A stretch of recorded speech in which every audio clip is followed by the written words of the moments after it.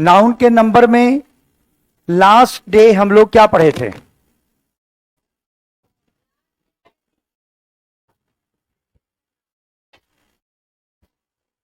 कुछ special noun के बारे में पढ़ रहे थे शायद।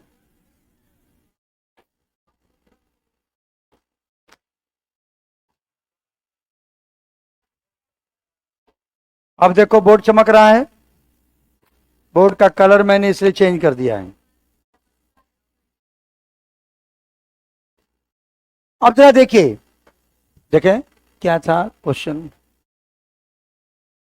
क्लॉथ और क्लोथ्स के बारे में बताए थे, manner manners, custom customs, order orders, ये सब के बारे में हमने आपको, मीन्स वेजेज, हेयर वर्ड, ये सब के बारे में हमने बताया था। अब हम लिखेंगे कुछ खास प्रकार के नाउन के बारे में जो पढ़ रहे थे, उसमें रूल नंबर 11 नोट करेंगे। 11 नंबर नोट कीजिए, 11 नंबर नोट करेंगे।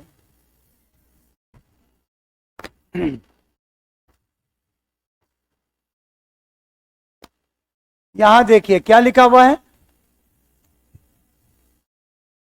द, ठीक है।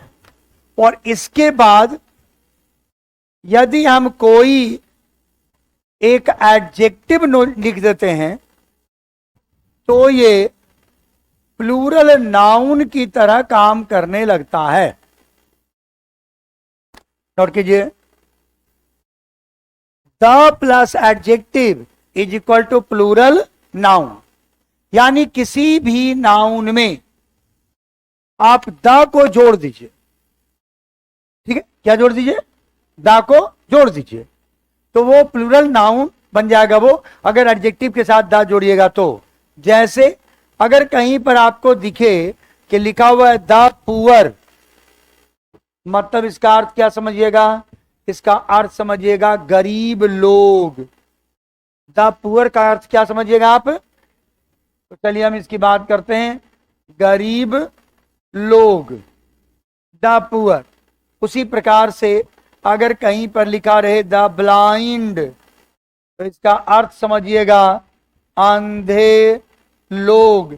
अब इसमें कोई नाउन जोड़ने की जरूरत नहीं है, आपका द पुअर कह के जैसे ही आपने द पुअर का प्रयोग किया तो समझ लीजिए ये पूरा का पूरा आपके प्लूरल नाउन के जैसा ये काम करने लगेगा। तो द पुअर का अर्थ क्या बन गया, गरीब लोग। द ब्लाइंड का अर्थ क्या हो गया, अंधे लोग। अगर हम यहां पर कर दें द रिच का अर्थ क्या हो गया हमारा, अमीर लोग। अब इसमें लोग अंग्रेजी में पीपल लिखने की जरूरत नहीं है, केवल इतना ही लिखेंगे तो आपका काम चल जाएगा। नोट कर लीजिए इसको।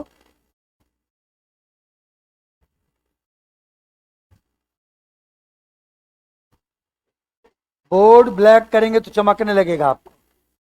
बोर्ड अभी चमक रहा है कि नहीं चमक रहा है, सो पहले बताइए, बोर्ड आपका विजिबल है या नहीं है? देखो तो कोई खोल करके बोर्ड विजिबल है कि नहीं, कोई मोबाइल खोल के देखिए तो बोर्ड विजिबल है। हमारे हिसाब से बोर्ड विजिबल होना चाहिए, ब्लैक करने पर चमक रहा था बोर्ड। देखो कोई खोल करके जरा, है विजिबल, एकदम स्पष्ट है, ठीक है। आगे देखिए, अगला हम बात करते हैं, हम पेन का कलर भले चेंज कर दे सकते हैं आपको। देखिएगा नेक्स्ट नंबर, रूल नंबर हम 12 की बात कर रहे हैं। चलिए हम रूल नंबर 12 पे आप ब्लैक कलर से लिख देते हैं। आप देखिए ब्लैक कलर दिख रहा होगा और बढ़िया आपको, देखिए।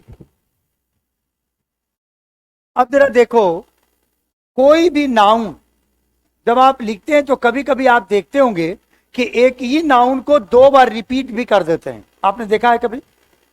जैसे जैसे मान लो हम कहते हैं step by step, man to man, ऐसा लिखते हैं कि नहीं? तो लिखिए, हम उसकी बात कर रहे हैं। लिखिएगा, जब कोई नाउन किसी प्रीपोजिशन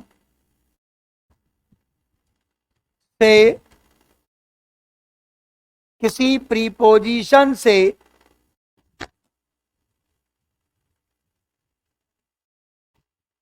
रिपीट करता है तो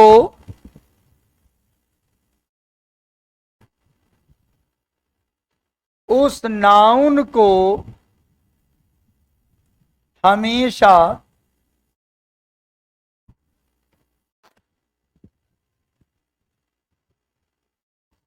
सिंगुलर के रूप में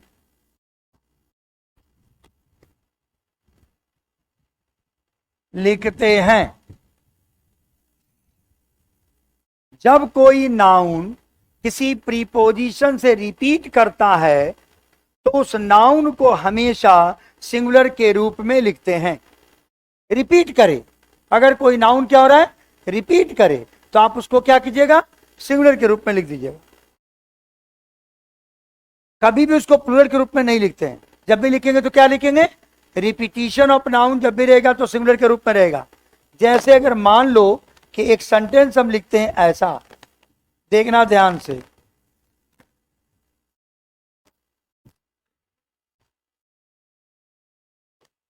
cities after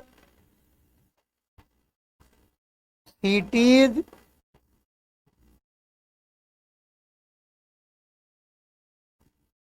were destroyed। अब जरा आप बोर्ड पर देखिए इसके बारे में। अभी मैंने कहा कि अगर कोई नाउन आपको लगे कि नाउन रिपीट कर रहा है तो उस नाउन को किस रूप में लिखते हैं हम, सिंगुलर के रूप में। आपका ये सेंटेंस जरा देखो तो, हमने रिपीट किया ना नाउन को, किसको किसको रिपीट किया, सीटी और सीटी को। तो क्या ये नाउन आपके सिंगुलर में है, नहीं है, यानी ये सेंटेंस क्या हो गया हमारा, इसको आप क्रॉस कर दीजिए। ये आपका सेंटेंस हो गया गलत। क्या हो गया आपका, सेंटेंस गलत हो गया। क्यों गया गलत, वो जरा देखिए। गलत इसलिए हो गया क्योंकि हमने नाउन को रखा है प्लूरल। क्या रखा है, प्लूरल। अब जरा इसको प्लूरल बना दीजिए आप, तो बना दीजिए प्लूरल। आपको ये सिंगुलर बनाना पड़ेगा ना, प्लूरल में है तो आपको क्या बनाना पड़ेगा, सिंगुलर में, तब आपका करेक्ट होगा। तो आपको लिखना पड़ेगा सीटी आफ्टर सीटी, और आगे वेयर को भी वाज बनाना पड़ेगा, वाज डिस्ट्रॉयड, तब आपका सेंटेंस होगा करेक्ट। अब ये आपका करेक्ट हो गया। तो जब भी कोई नाउन किसी प्रीपोजिशन के साथ मिलकर रिपीट करता हो तो ऐसे नाउन को हम हमेशा सिंगुलर के रूप में लिखते हैं।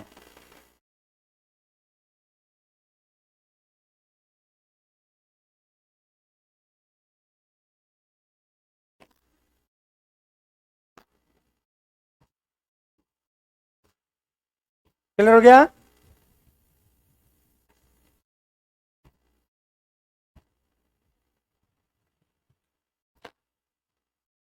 बैठा दें, चलिए हम आगे बात करते हैं। एक सेंटेंस है हमारा, I went doors to doors but no one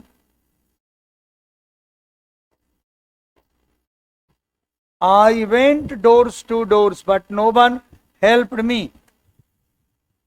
बोलो सेंटेंस आपका करेक्ट है कि इनकरेक्ट है, इनकरेक्ट है।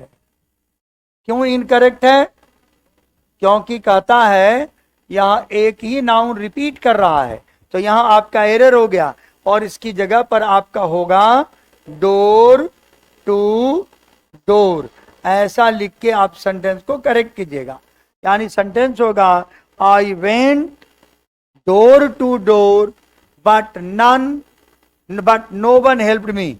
मैं दरवाजे दरवाजे गया लेकिन किसी ने मेरी मदद नहीं की। I went door to door ऐसा लिखिए, डोर्स टू डोर नहीं, डोर टू डोर लिखिए।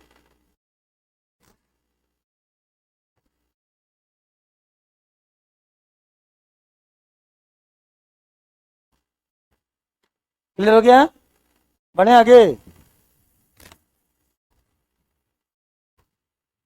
नोट हो गया होगा सबका?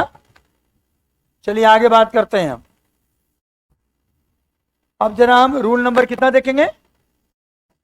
13 नंबर देखिए। 13 नंबर में रूल में आप जरा देखिए, 30 नंबर रूल कहता है कि जब किसी निश्चित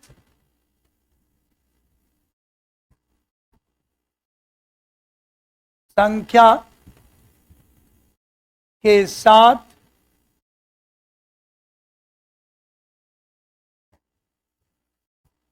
कोई नाउन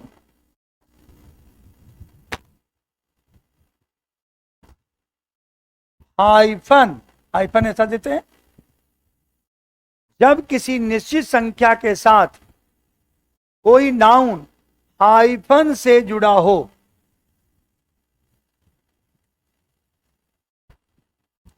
तो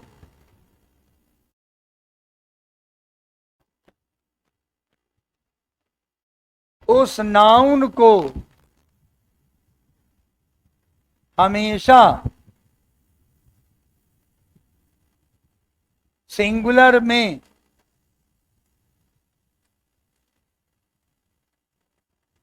लिखते हैं।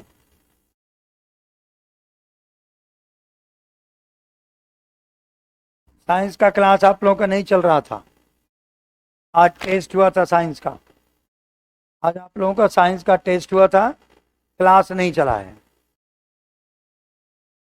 जब किसी निश्चित संख्या के साथ कोई नाउन हाइफन से जुड़ा हो, कोई एक निश्चित संख्या ले लीजिए और उसके साथ एक नाउन रखिए, उसके बीच में हाइफन डाल दीजिए। जैसे आप हिंदी में भी ऐसा करते हैं तो नाउन सिंगुलर में लिखते हैं। जैसे आप हिंदी में देख लीजिए, मान लो एक हिंदी है आपका 5 वर्ष, अगर आप इसको इंग्लिश में लिखेंगे तो आपको लिखना पड़ेगा 5 ईयर्स लिखना पड़ेगा। ठीक है, देखो बीच में कोई हाइफन नहीं है, इसलिए नाउन प्लूरल लगा क्योंकि एक से ज्यादा वर्ष की बात कर रहे हैं।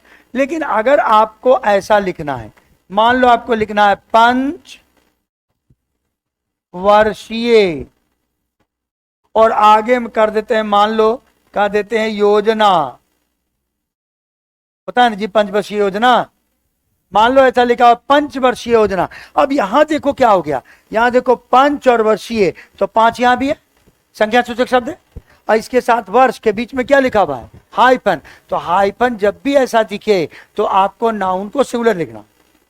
क्या लिखना है? नाउन को सिंगुलर लिखना है। तो आपको यहां कैसे लिखना पड़ेगा, यहां पर लिखना पड़ेगा 5 और आगे लिखिएगा ईयर, ईयर से नहीं लिखिएगा, 5 ईयर प्लान लिखिएगा। अगर आपने गलती से भी अगर आपने लिख दिया 5 और डैश दे करके ईयर्स और उसके बाद लिख दिया प्लान, तो हो जाएगा गड़बड़। तो आपको लिखना पड़ेगा 5 ईयर प्लान, आप नहीं लिखिएगा 5 ईयर्स प्लान, नहीं लिखिएगा, आपको लिखना पड़ेगा 5 ईयर प्लान। क्लियर है एकदम? कोई दिक्कत है? जहां भी दिक्कत हो हम उसी काम के लिए हैं, प्रॉब्लम घर लेके नहीं जाना है, प्रॉब्लम का यही सॉल्यूशन हो, क्योंकि हम इसी काम के लिए हैं और आप इसी काम के लिए आए हैं। इतना दूर दूर से घर छोड़ छाड़ के इतनी दूर से आए हो, इसी काम के लिए आए हैं। इसलिए शिक्षकों से कोई बात पूछना ये तेरा अधिकार है, नहीं पूछोगे तो गड़बड़ है, इसे पूछना चाहिए। थोड़ा भी प्रॉब्लम है, छोटा भी प्रॉब्लम है, मैं बार बार कहता हूं, यदि आप नहीं जानते हैं तो छोटी चीज भी बड़ी है, और आप बड़ी चीज भी जानते हैं तो आपके लिए छोटी है। मान लो अभी चांद पर भेजा गया सैटेलाइट, जो उस मिसाइल विज्ञान को जानता है उसके लिए आसान है, लेकिन हमारे और तुम्हारे से हमसे कह दिया जाए ये रॉकेट लॉन्च करना है, जा कीजिए, तो हमको लगेगा इसको करना क्या है। हम तो घर में पटाखा वाला रॉकेट देखे हैं जो बोतल में रख के छोड़ते हैं, हम तो यही समझेंगे कि यहाँ पलिता में आग लगाए अपने चल जाएगा ऊपर से, लेकिन वहां तो मामला नहीं है। ये चीज जरूरी है, तो उसके लिए वो आसान है, हमारे लिए कितना मुश्किल है। तो देखो ये कहते हैं पंचवर्षीय योजना, तो आपको लिखना पड़ेगा 5 ईयर प्लान। फिर बोर्ड प्रॉब्लम है सर, क्या प्रॉब्लम है इसमें? क्या प्रॉब्लम, बोर्ड का प्रॉब्लम है तुमको? क्या बोर्ड का प्रॉब्लम है रे? बोर्डे पर ध्यान रखे हुए पढ़ो, तो कोई बोर्ड का प्रॉब्लम नहीं है। कह सर ग्रीन कर दीजिए, अब ग्रीन करने में पता चला और नहीं दिखा, और मुश्किल हो जाएगा। हम अगर ग्रीन कर दें और चमकने लगेगा तो मत कहना कि सर चमक रहा है।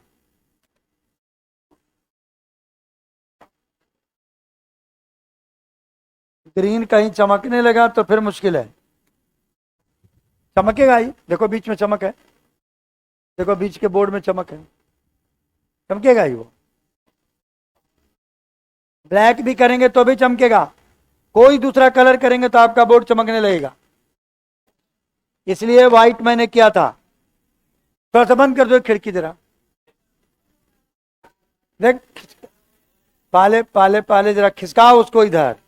पहले जैसे कैसे किसी को धक्का मारते थे दौड़ते पहले पहले कैसे पीछे थोड़ा सा बैक लेते हैं, थोड़ा बैक ले उसको, आप खिसकाओ। अरे नहीं नहीं नहीं नहीं, गलत लगा हुआ है खिड़की, उसको बीच में लेके आओ, उधर वाला इधर गया है।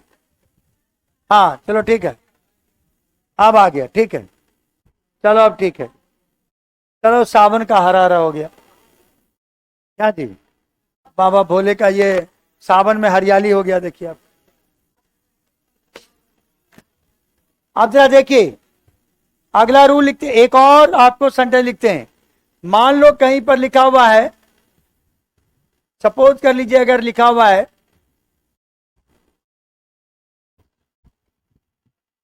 10 वर्षीय बालक, अगर आपको लिखा हुआ है तो देखो 10 और वर्षीय के बीच में हाइफन लगा हुआ है, तो आप क्या कर दीजिए, इसको आप ऐसा कर दीजिए 10 और क्या लिखिएगा, ईयर, और उसके बाद बॉय लिखिएगा, 10 ईयर बॉय लिखिएगा।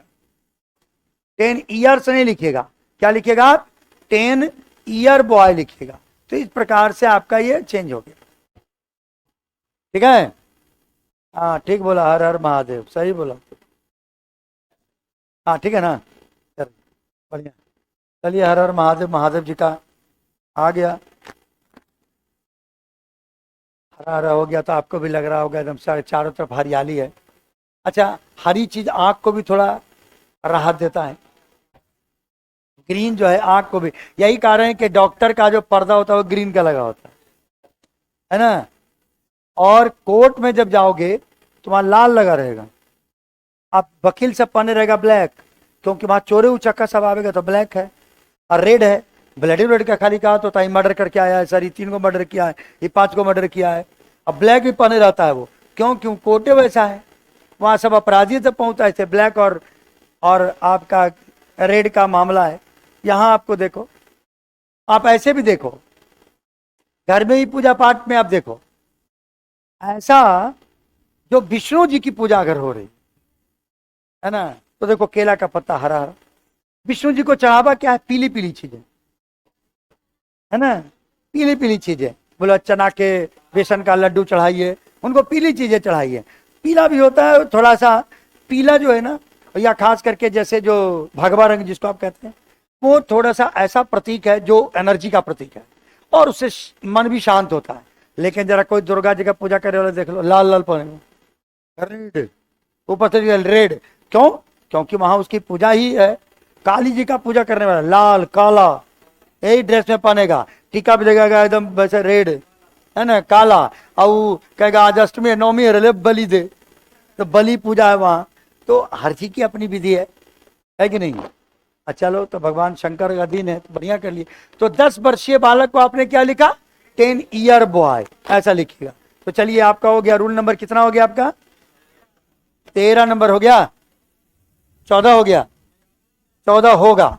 तो चलिए हम 14 नंबर आगे बात करते हैं 14 नंबर में। देखिए 14 नंबर में देखिए, आप लिखिएगा, इधर देखिए, इधर इधर, निम्नलिखित शब्दों के बाद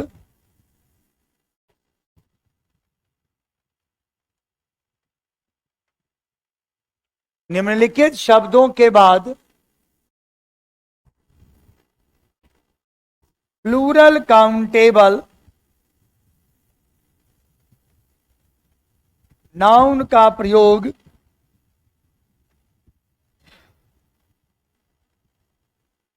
किया जाता है। निम्नलिखित शब्दों के बाद प्लूरल काउंटेबल नाउन का प्रयोग किया जाता है।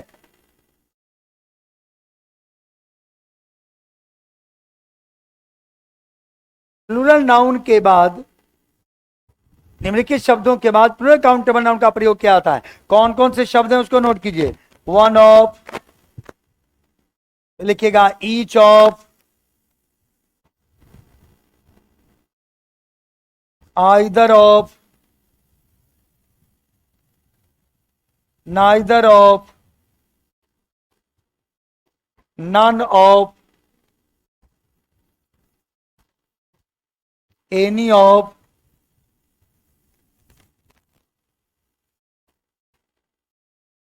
many of, all of, most of, etc. ये सब के बाद आपको नाउन कैसा लिखना है? प्लूरल। इन सब के बाद नाउन आएगा प्लूरल। इनके बाद आपको प्लूरल नाउन का प्रयोग होगा। ये जितने भी शब्द आपके लिखे सबको, इसको आप नोट कीजिएगा प्लूरल के रूप में। इसके बाद जब भी नाउन आएगा तो प्लूरल आएगा। जैसे मान लो हम एक एग्जाम्पल लिख लेते हैं। Each of the students is going to picnic. आपको वर्ब नहीं देखना है, आपको केवल नाउन देखिए, बाकी वर्ब की बात हम बाद में करेंगे। अभी केवल नाउन की बात हम करते हैं। तो जरा आप देख लीजिए, ईच ऑफ के बाद कैसा नाउन आया? प्लूरल। ईच ऑफ के बाद देखो नाउन आया प्लूरल। तो each of, either of, neither of, ये सब के बाद आपको नाउन प्लूरल लिखना है। चलो एक और हम सेंटेंस लिखते हैं, जरा एक सेंटेंस देख लीजिए।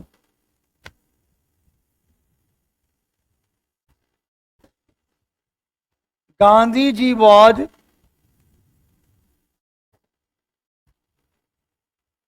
one of the greatest leader of India. देखो तो इस सेंटेंस के किसी पार्ट में कहीं पर कोई एरर है?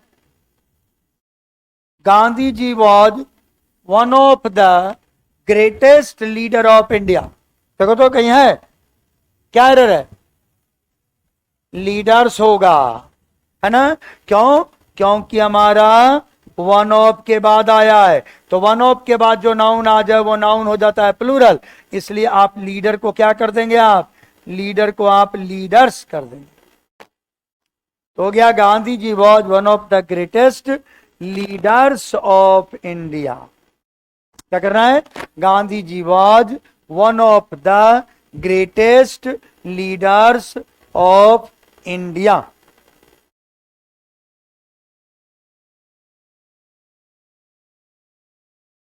कोई कंफ्यूजन किसी को?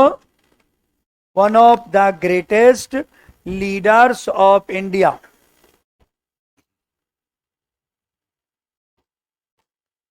आज नाउन का नंबर आपका कर देंगे फिनिश। मिटा दें? हो गया सबका? अब हम रूल नंबर 15 की तरफ चलते हैं। 15 नंबर रूल पे आई। 15 है ना? चलिए 15 देखिए। आपने एक शब्द सुना होगा, ब्लंडर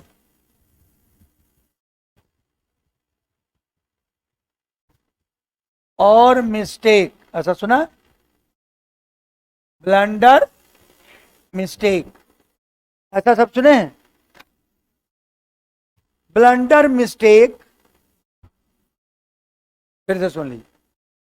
ब्लंडर, फिर से लिखते हैं, ब्लंडर, मिस्टेक, हाइफन नहीं दीजिएगा बीच में।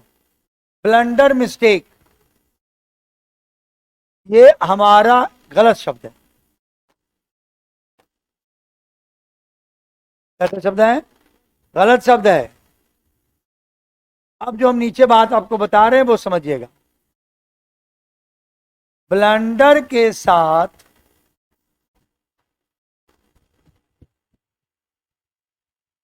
मिस्टेक शब्द का प्रयोग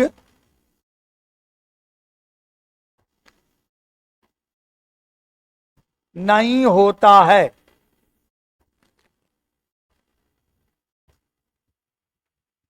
क्योंकि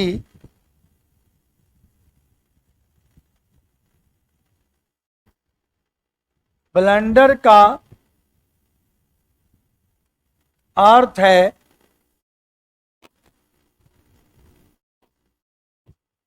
बड़ी भूल, यानी आप जिसको कह सकते हैं बिग मिस्टेक। तो जब इसके अंदर बिग मिस्टेक का तो अर्थ है ही, फिर आपको उसमें मिस्टेक लगाने की जरूरत नहीं है, क्योंकि ब्लेंडर तो अर्थ के का तो अर्थ मिस्टेक का अर्थ है ही उसके अंदर, फिर उसमें आपको मिस्टेक शब्द जोड़ने की आवश्यकता नहीं है। इसे आप केवल कहेंगे ब्लेंडर, मिस्टेक शब्द का प्रयोग आप उसमें नहीं करते हैं।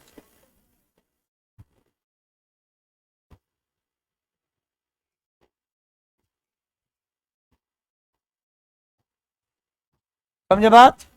तो ब्लेंडर के साथ मिस्टेक शब्द का प्रयोग आप नहीं करेंगे।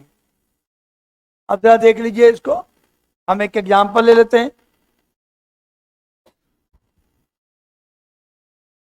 You have made a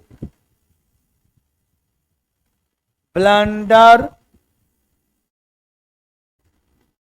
mistake. सही है क्या?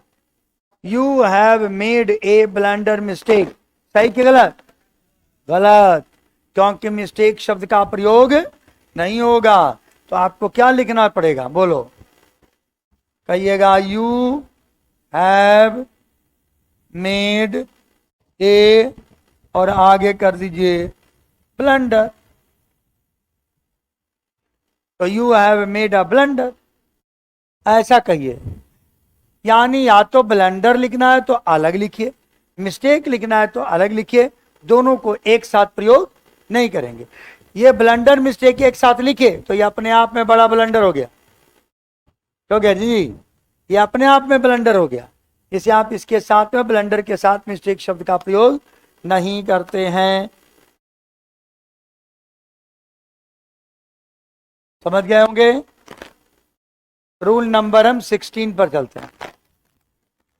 आपने एक चीज सुना होगा, सेंट परसेंट, सुना है? सेंट परसेंट सुने हैं? सुने होंगे। सेंट परसेंट मतलब क्या बोलते हैं? शत प्रतिशत, है ना? बिल्कुल सही। इसका अर्थ है शत प्रतिशत, लेकिन बगल में क्या लग गया? क्रॉस का निशान, यानी सेंट परसेंट एक रॉन्ग वर्ड है। तो हमको क्या कहना चाहिए? हमको कहना चाहिए 100% कहना चाहिए। हम आम बोलचाल की भाषा में कह देते हैं सेंट परसेंट, कह देते हैं ना, उसके बदले हमको क्या कहना चाहिए? उसको बोलना चाहिए 100%। You have made a mistake भी लिख सकते हैं, you have made a blunder भी लिख सकते हैं, लेकिन ब्लंडर और मिस्टेक का साथ साथ प्रयोग नहीं होगा। ब्लंडर अलग, मिस्टेक अलग। तो सेंट परसेंट भी गलत शब्द है, उसके बदले आपको लिखना पड़ेगा 100%, ऐसा लिखना पड़ेगा 100%।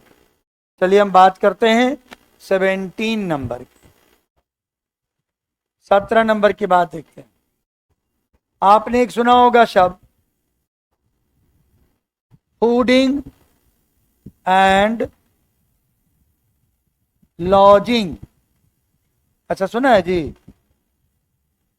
फूडिंग और लॉजिंग, जिसको कहते हैं खाना और रहना।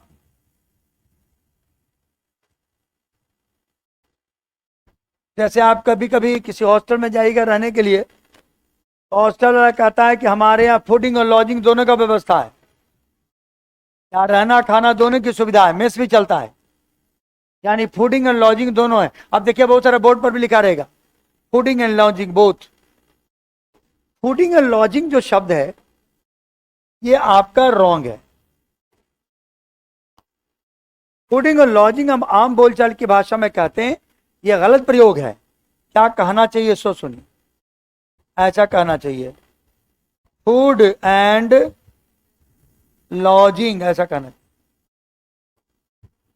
अब सही होगा। फूड एंड लॉजिंग अब सही होगा, क्योंकि फूड वर्ब नहीं है। आईएनजी का प्रयोग हम कहाँ करते हैं, वर्ब के साथ करते हैं। तो लॉज मतलब तो रहना होता है, लॉज नाउन भी है, लॉज वर्ब भी है।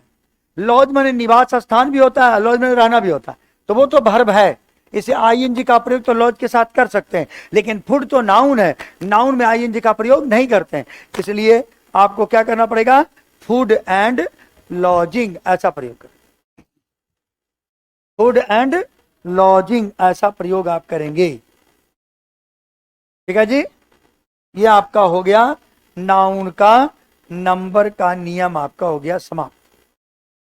ठीक, नाउन के नंबर के बारे में हमने आपसे बात कर दी। अब थोड़ा हम आपसे बात करेंगे नाउन के केस के बारे में। सबसे पहले तो आप जानिए केस को हिंदी में क्या कहते हैं, कारक। और ये केस होते हैं 4 प्रकार के। अंग्रेजी में केस होता है 4 तरह का, और हिंदी में कितना होता है जी, 8 प्रकार का। मामला ये हिंदी का नहीं है, ये अंग्रेजी का है, इसलिए यहां पर 4 प्रकार के ही केस की चर्चा की गई है। नॉमिनेटिव केस, ऑब्जेक्टिव केस, तीसरा आपका है पॉसेसिव केस, और चौथा है आपका वोकेटिव केस। ये 4 आपके केस हैं, nominative case, objective case, possessive case and vocative case. Note कीजिए इसको, ये 4 केस हो गए आप,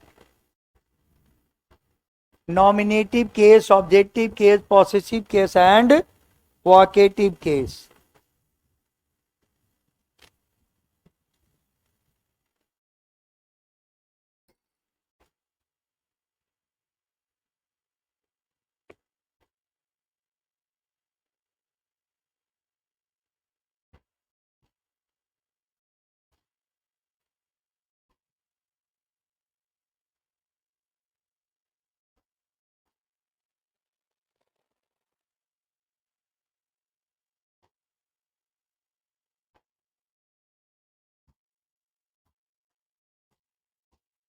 सबका थोड़ा हिंदी जान लीजिए आप। नॉमिनेटिव केस जिसको हम कहते हैं कर्ता कारक, यह है आपका कर्म कारक, ये आपका है संबंध कारक, और ये आपका संबोधन कारक। ये चारों कारक का नाम है हिंदी में। अंग्रेजी में 4 ही कारक आप पढ़ेंगे, बाकी कारक को हम केस के रूप में नहीं पढ़ते हैं। बाकी फिर हम उसको प्रोनाउन प्रीपोजिशन में पढ़ते हैं। बाकी केस को हम अंग्रेजी में कहां पढ़ते हैं, प्रीपोजिशन में पढ़ते हैं। तो हम जरा इसकी बात देख लेते हैं। पहले आपको ये 4 केस है, चारों केस आप नोट कर लिए होंगे। कर्ता कारक, कर्म कारक, संबंध कारक और संबोधन कारक। अगर हम बात करें सबसे पहला जो हमारा कारक है कर्ता कारक की, अगर हम बात करें तो कोई एक सेंटेंस ले लेते हैं। मान लो हम अगर कहते हैं Ram is going to market, Ram is going to market. ठीक है, अब राम किस जगह पे आया, सब्जेक्ट के स्थान पे आया, बोला कि नहीं आया? क्या बन के आया? राम सब्जेक्ट। तो आप राम आपका हो गया नॉमिनेटिव केस कहेंगे। आपसे कोई पूछे कि राम किस केस में है, तो कहेगा नॉमिनेटिव केस में, क्योंकि सब्जेक्ट के स्थान पे आया। और मार्केट किस जगह पे आया? ऑब्जेक्ट के स्थान पे आया। तो अब इसमें कौन सा केस आप कहेंगे? तो मार्केट में कहेंगे कि ये आपका हमारा कौन सा केस है जी? ये हमारा ऑब्जेक्टिव केस है। यानी सीधा सीधा बात है, ऐसा कोई नाउन या ऐसा कोई प्रोनाउन जो सब्जेक्ट के स्थान पे आए तो नॉमिनेटिव केस में, और ऑब्जेक्ट के स्थान पे आए तो ऑब्जेक्टिव केस में। तीसरा नंबर था आपका पॉसेसिव केस, यानी संबंध बताएगा। जैसे मान लो अगर हम कहते हैं दिस इज राम्स बुक, या राम की किताब है, तो हमने किसके किसके बीच में संबंध बताया? राम और बुक के बीच में। तो राम के साथ बुक का संबंध है, इसलिए राम हमारा है पॉसेसिव केस में। ऐसा नाउन जो किसी दूसरे नाउन के साथ संबंध बताए, ऐसा प्रोनाउन जो किसी दूसरे नाउन के साथ संबंध बताए, उसको कहेंगे पॉसेसिव केस। तो ये हमारा कौन सा केस हो गया? ये हो गया हमारा पॉसेसिव केस। एकदम क्लियर है? कौन सा केस हो गया हमारा? Possessive case. बिठा दे इसको, नहीं? चलो थोड़ा ऊपर चढ़ा देते हैं। अब बात बच गया वोकेटिव केस का। वोकेटिव केस कहते हैं संबोधन कारक, यानी ऐसा शब्द जिससे किसी को संबोधित करेंगे। क्या करेंगे? संबोधित करेंगे। जैसे अगर हम किसी को कहें, मान लो हम कहते हैं कम हेयर मनीष। अब देखो हमने किसको संबोधित किया? मनीष को संबोधित करके बुलाया, कम हेयर, यहां आओ मनीष। तो मनीष में कौन सा केस कहेंगे आप? मनीष में कहेंगे वोकेटिव केस। तो ये हमारा हो गया वोकेटिव केस में। तो कम हेयर मनीष, ये मनीष हो गया आपका वोकेटिव केस में। बोलिए, कोई कंफ्यूजन है किसी को? नहीं है? जब भी आपका कोई किसी को संबोधन के लिए प्रयोग करते हैं, हिंदी में कहते हैं हे प्रभु मुझे बचा ले। अब ये हे प्रभु आप क्या कर रहे हैं? आप प्रभु को क्या किया? संबोधन किया। बोले ओ गॉड हेल्प मी, आपने क्या कहा? ओ गॉड, हाँ, ओ गॉड हेल्प मी। आपने जो ओ गॉड कहा कौन सा केस में आया? वोकेटिव केस में। हे ईश्वर मुझे बचा लो। भगवान भी रोज सुन सुन के हंसता होगा। हर रोज आदमी कहते रहता है हे भगवान गलती हो गया, हे भगवान गलती हो गई। वो भी परेशान होता होगा, तू इतना गलती है क्या करता है रे, बार बार तुमको क्षमा मांगने आना पड़ता है। Vocative case. एक तो भगवान दो लोगों से बड़ा परेशान रहता है।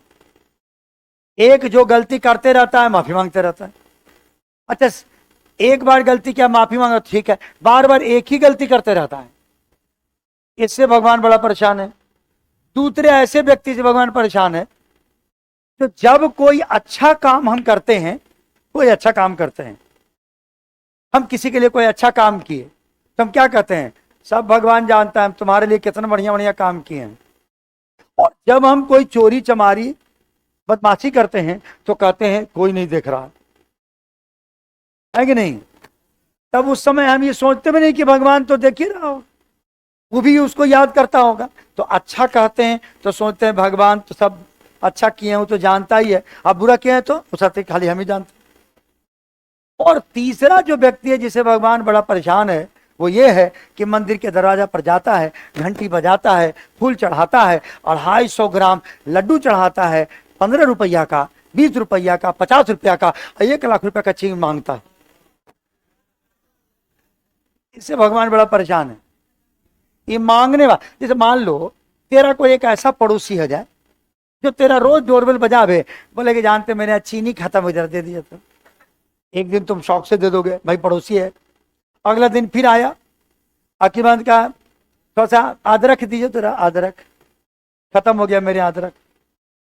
अगले दिन तीसरा दिन फिर आए, मान लो मुझे कहा जरा दो धनिया पत्ती है आपके यहाँ, देखिए ना भुला गए हम लाने के लिए, तो धनिया पत्ती मांगने आ जाए। चौथा दिन उसी टाइम में घंटी बजे तो बुरकिए से देखो कौन है, पहले अच्छा लगता है वही है, बोले छोड़ो खोलवे मत करो दरवाजा। तो मांगने वाले से जब हम इतना परेशान होते हैं कि रोज रोज जो हम हाथ जोड़ के उससे मांगते रहते हैं, हे भगवान ये दे दीजिए, हे भगवान ये दे दीजिए, हे भगवान साइकिल दे दीजिए, साइकिल हो गया तो बहुत दिक्कत है, मोटरसाइकिल दे दीजिए, अब मोटरसाइकिल दे दिया तो बोला कार दे दीजिए, हाँ कार दे तो और बड़ा वाला कार दे दीजिए। क्या ये जो मांगने वाला आदत है इसको छोड़ो। वो सब जानता है तुमको क्या जरूरत है, वो सब जानता है तुमको क्या जरूरत है, मांगने से कुछ नहीं मिलता। हाँ टमाटर, ये भी ठीक है बोले, हाँ टमाटर है, ठीक है बोलते हैं। टमाटर तो आजकल बड़ा बहुत नखरा दिखाया हुआ, हालांकि थोड़ा थोड़ा कम घटा है बाद में, लेकिन टमाटर के पास जाके जिस ठेला पर टमाटर है 100 रुपए किलो, वहां जाके खड़े होकर के उसकी तरफ इशारा करके देखो, बोले जाड़ा में देख लेंगे तुमको हम, तेरा औकात जाड़ा में दिखाएंगे हम, 10 रुपए किलो मिलते हो। कितना तो टमाटर जी फेंक देता है, बोले ले जाइए 5 रुपए किलो। दाम नहीं मिलता तो आपने सुना होगा कितने टमाटर को सड़क पर फेंक करके किसानों ने विरोध प्रदर्शन किया, नहीं करता है, उस समय उसकी औकात कम है। लेकिन ये समय समय का बात है, एक दिन टमाटर का भी आता है, जैसे हर कुत्ते का दिन फिरता है, हर टमाटर का दिन फिरा। जब टमाटर कुत्ते का दिन फिर सकता है तो तेरा क्यों नहीं फिर सकता? तेरा भी एक दिन आएगा, है कि नहीं? उस दिन का इंतजार कर, तेरा भी आएगा, है कि नहीं? हाँ, एक एक एक एक कहावत है कि आदमी घर से जो निकलता है तो घर को ठीक ठाक करने के, जैसे आप निकले हो नौकरी के लिए, रोजगार के लिए, नौकरी पा के जाएंगे, तो कहता है कि हर मोड़ पे संभलना ही पड़ा घर के वास्ते, नहीं, और फिर घर से निकलना ही पड़ा घर के वास्ते, और मजबूरियों का नाम हमने शौक रख दिया, हर शौक बदलना ही पड़ा घर के वास्ते। क्योंकि आज जहां आप रहते होगे किसी मेस में, किसी घर में, छोटे से घर में, आप अपने घर को याद करो जहां कितने कमरे होंगे आपके, कितने दौड़ते होंगे आप, लेकिन आप इतनी छोटा सा, यहाँ जितना मकान बना हुआ है सब बिजनेस पर्पस है, इतना छोटा सा मकान लगा हुआ नहीं, बढ़िया से बेड भी नहीं घुसता है, ऐसा मकान, और उस मकान का किराया, और इतनी सी छोटे से कमरे में लैंप जला करके, टेबल लैंप जला करके, लाइट जला करके, और तुम अपने आंख फोड़ फोड़ के पढ़ रहा है कि नहीं? तो ये तो, लेकिन कोई बात नहीं है, ये जरूरी है, क्योंकि एक न एक दिन तो तेरा होगा, बस तुम अपने लक्ष्य पर फोकस रख, है कि नहीं? और ध्यान रखना है इधर उधर ज्यादा डिस्ट्रैक्शन नहीं होना चाहिए, क्योंकि दुनिया में ऐसी बहुत सारी चीजें हैं जिसकी तरफ आपका ध्यान आकर्षित हो सकता है। अब भटके तो गए, लटकलता, हाँ लटकना नहीं है, इसलिए अब भटकना भी नहीं है, लटके झटके भटके, और इसे अटका झटका लटका में तो जाना ही नहीं है, इसमें तो लटकना ही नहीं है, भटकना ही नहीं है। देखो हरिवंश राय बच्चन ने एक चीज लिखा था कि सघन गहन मनमोहक वन तरु, एक आदमी अपने लक्ष्य की तरफ देख रहा है, उनको पता है कि हमको वहां पहुंचना है, वो रास्ते बीच से एक रास्ता है, सड़क बना हुआ है, और दोनों तरफ बड़े खूबसूरत पेड़ पौधे हैं, बड़े खूबसूरत प्राकृतिक दृश्य हैं, झरने हैं, नदी हैं, पहाड़ हैं, ऊंचे ऊंचे पर्वत हैं, बगल में सुंदर सुंदर से झाड़ी हैं, सुंदर सुंदर से पेड़ पौधे हैं, प्राकृतिक आनंद है एकदम। कभी कहता है सघन गहन मनमोहक वन तरु मुझको आज बुलाते हैं, अट्रैक्ट कर रहा है, आओ इधर थोड़ा सा बैठ रहे, जरा छांव है, पेड़ है, जैसा बैठ रहे इसमें। लेकिन देखो क्या कहता है, सघन गहन मनमोहक वन तरु मुझको आज बुलाते हैं, लेकिन किए जो वादे मैंने याद मुझे वो आते हैं। वादा किया है ना, अपने आप से वादा किया, पहुंचना कहाँ है, घर से निकले थे एक वादा करके नौकरी लेके आएंगे पापा, है कि नहीं? तो लेकिन किए जो वादे मैंने याद मुझे वो आते हैं, और अभी कहां आराम बदा, आराम नहीं अभी, अभी कहां आराम बदा, ये मूक निमंत्रण छलना है। ये जो निमंत्रण दे रहा है, आ बेटा इधर बैठ, ये निमंत्रण आपको छल रहा है। अभी कहां आराम बदा, ये मूक निमंत्रण छलना है। अरे अभी तो मिलो मुझको चलना है। लंबी यात्रा है आपकी, है कि नहीं? अभी तो शुरुआत की हो यात्रा लंबी है। डेस्टिनेशन तक पहुंचने में रास्ते में बहुत सारे बिखराव आ सकते हैं, बहुत सारे डिस्ट्रैक्शन आ सकते हैं। पापा ने मोबाइल क्यों दिया है?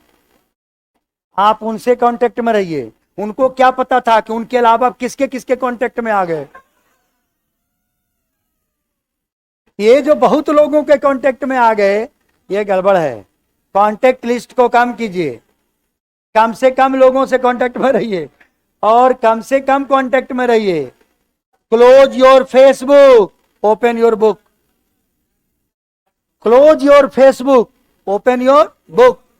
क्योंकि फेसबुक से तेरा फेस भी नहीं रहेगा और तेरा बुक भी नहीं रहेगा, है कि नहीं? तो अपना चेहरा खराब कर लेगा, तो फेसबुक भी छोड़ो। चलिए बढ़िया बात, आगे बात करते हैं।